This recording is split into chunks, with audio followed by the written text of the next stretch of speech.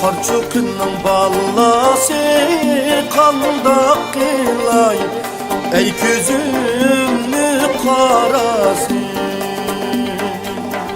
Kanat yasap çok varsam yanıma, sakıyan idi yüreğimlü yarası. Sılgülüm misaklısan köygeni uzun buttu, şirinliğim söygeni.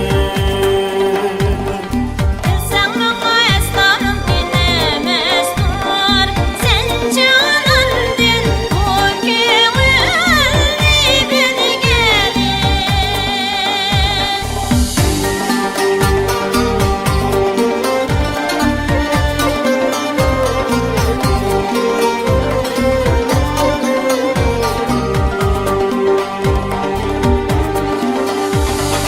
Şamal çıksa yığılmaydı kapbaşın, cananımni oynap duradı kaşın. Sılgülüm bilsem eğer halimni, yatkan cayım dümlükte tirek başı. Aynı kızımı dilip açmandık, aman dipik bozulun hiç aşkındık.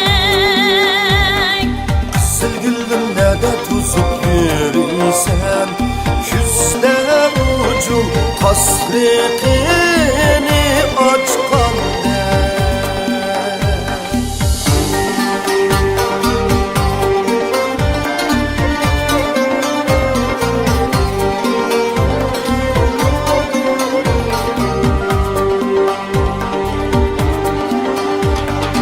Sılgülüm ayap durma sözümü, imkan bulsa ündürerdim üzümü.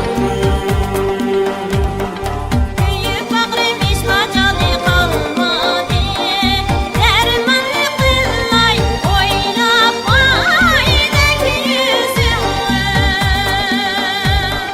Bükker çıkıp aynıymış kapatmaydı, çoluk bana doğup ağlıymış kalmaydı.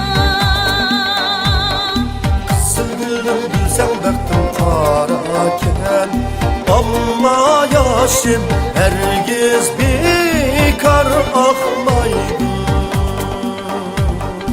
Sılgülüm bilsem baktım karaken, amma yaşım herkes bekar akmaydı.